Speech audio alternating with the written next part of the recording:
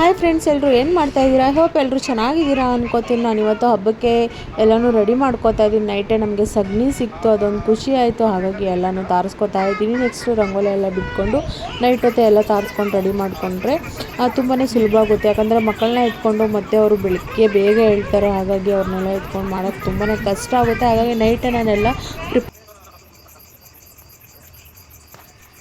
Hi friends, ಎಲ್ಲರೂ ಹೇಗಿದ್ದೀರಾ? I hope ಎಲ್ಲರೂ ಚೆನ್ನಾಗಿದ್ದೀರಾ ಅನ್ಕೋತೀನಿ. ನೈಟ್ ನೋಡಿ ಎಷ್ಟು ಚೆನ್ನಾಗಿದೆ. ನೈಟು ಇಲ್ಲೇ ಲೈಟು ನೋಡಿ, ಲೈಟು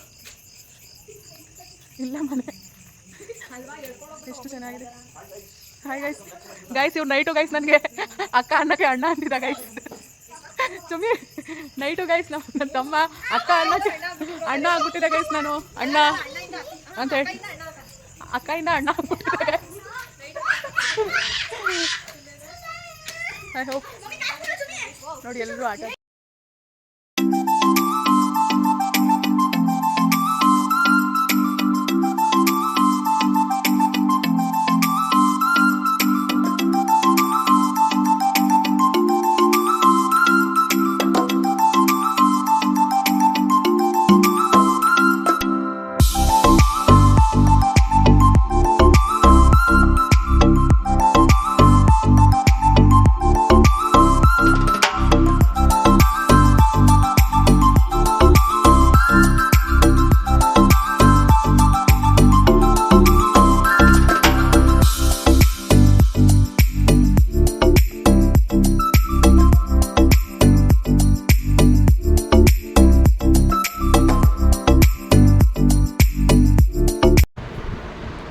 ನೋಡಿ ನನ್ನ ಮಕ್ಕಳು ಆಚೆ ಗಣಪತಿ ಕೂರಿಸಿ ಒಂದು ಸ್ಮಾಲ್ ಗಣಪತಿನ ಪೂಜೆ ಮಾಡ್ತಾ ಇದ್ದಾರೆ.